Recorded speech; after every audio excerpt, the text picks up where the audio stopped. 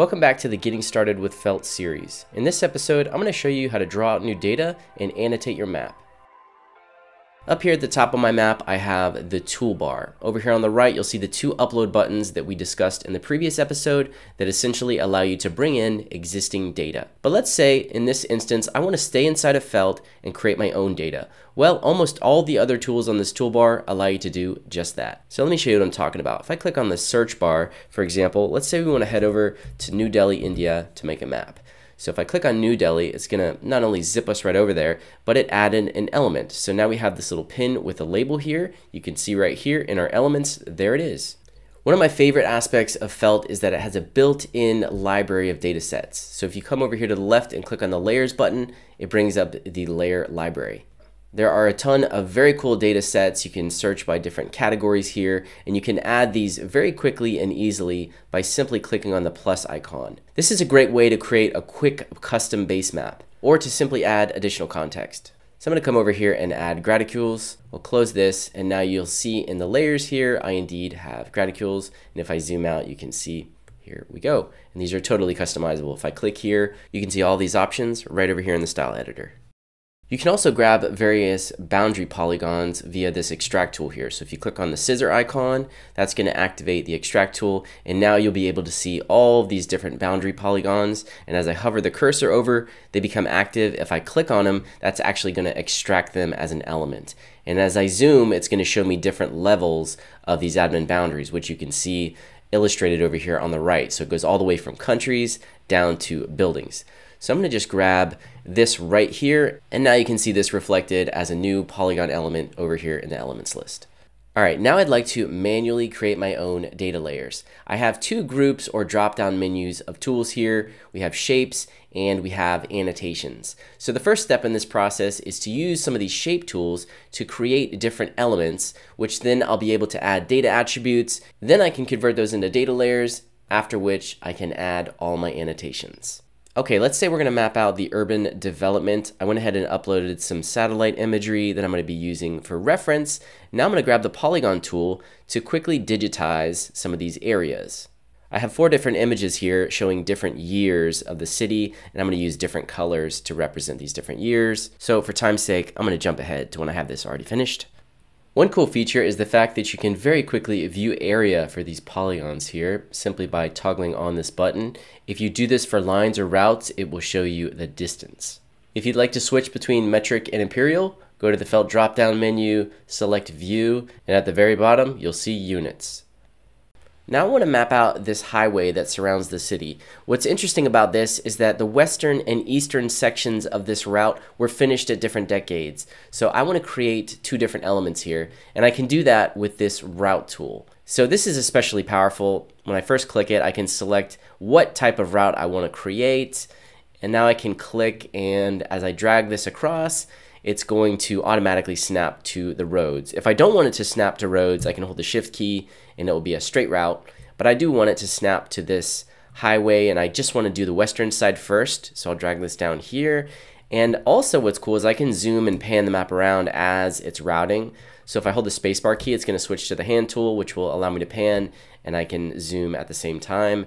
Now I'm going to drag this right down here and click to basically into the final point, and to exit the route tool I just hit escape. I can tweak this even further by reselecting it and grabbing this endpoint. Let's say I don't want it to do this little roundabout here. I just simply drag it until I get it to where I want, and there we go. Now I've mapped out this western side. I'll go ahead and grab the tool again and map out the eastern side. Now I'm almost ready to add data attributes to my polygon elements here, but if you look over at the element list on the left, things are quite messy. What I want to do is I want to group these all together by year so that then I can bulk add these data attributes, which is going to be a much more efficient workflow. So how do I group these and organize them? One really cool feature that Felt has is that you can bulk select elements via their color. So if I go over here to this polygon, you'll see this is red, and if I right click and go down to actions, you'll see right here, select all with the same color. But unfortunately, you'll see that our driving route is also red and our pin is also red. So I'm just going to quickly change the color of these elements so that they're not matching any of my other elements. And now if I go back up to this top polygon, right click again and go to Actions, select all with the same color, it grabs my 4 polygons. Now I can right click and go to Group, Create Group. You can also use keyboard shortcut Control G to quickly group elements, which is very helpful. And I'll rename this 1990. One cool thing about groups is that you can toggle their visibility on and off. So there we go. Now you can see our group of 1990 polygons. Now I'll simply repeat these steps to quickly group all of my elements and get everything organized. Okay, so I've got these groups neatly organized here, and I want to quickly jump over to the legend to explain something to you, and that is the fact that while elements will not show up in this particular view, groups of elements will. So you can see these are the 4 groups we just created. If we jump back into list view, we also have the driving routes, this polygon, and this pin, which in fact do not show up here. One cool thing about this is you can grab the group here and you can switch the icon. You could create an emoji, do whatever you want, and that'll show up in the legend here, which is very cool. You can also select the group contents from the legend view and go ahead and make changes here without having to jump back into list view. Pretty cool. Now, the last thing I want to do prior to converting these to actual data layers is to add attributes. So if I open up the 1990 group and grab one of these polygons and then come over here to the editor, there's a little tab called Details. If I click on this, this is going to allow me to add a row of attributes, and I can enter a name and a value. So let's just enter year and then tab over and type in 1990. So now I have an attribute right here, but I only added it to this one polygon. If I want to add it, basically bulk update all of these, I simply grab the group here and then go click on this button, select group contents. And right now it shows me this particular attribute. But if you look closely, there's a little parentheses that says 1, meaning this is only applied to one element. So if I click right here in the overflow menu, I can add this row to all selected elements. And there we go, we have 4 polygons over here. It's now showing up on all 4. Now I'll jump up to the 2000 group, click on select group contents and simply add it here, year 2000. And there we go, all 25 of these polygons in here now have this new attribute added. And I'll go ahead and repeat this step for the other 2 groups. So as you can see, elements and layers are clearly different. Elements will always live at the top of the map, whereas layers open up features in Felt that allow you to create more dynamic visualizations from the data. And it's for this reason that I want to grab all of these elements and turn them into a layer. So I'll simply select all of them, right click, and then go down to Actions, Convert to Layer. So you can convert elements to layers and vice versa, depending on what you want to accomplish in your particular workflow. Now we have this new layer. I'm going to jump over to the legend view. You can see here is the new layer. I'm going to go ahead and rename this. We'll call it Urban Growth. And now down here you can see all of these new features that I can edit. For example, we can switch this over to a categorical map and I can categorize the color by all of these years that we put in here. And I can come down and switch the color palette if I want. And now you can see over here in the legend, it's looking great. We have our new data layer. Now it's time to add some annotations. First, I'm going to switch back to list view because as I draw these annotations out, they're created as elements. I'm going to go grab the marker tool and I'm going to switch the color to something like this orange.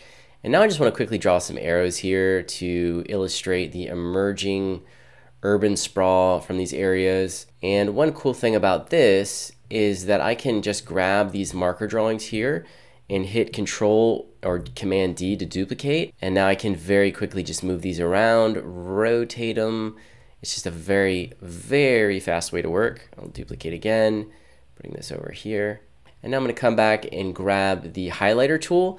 And just pay attention here because you have keyboard shortcuts. These are very helpful. If you're using any of these tools a lot, just use the keyboard shortcut and it's very fast. Now we're going to grab the highlighter, just add a couple of little dots in here.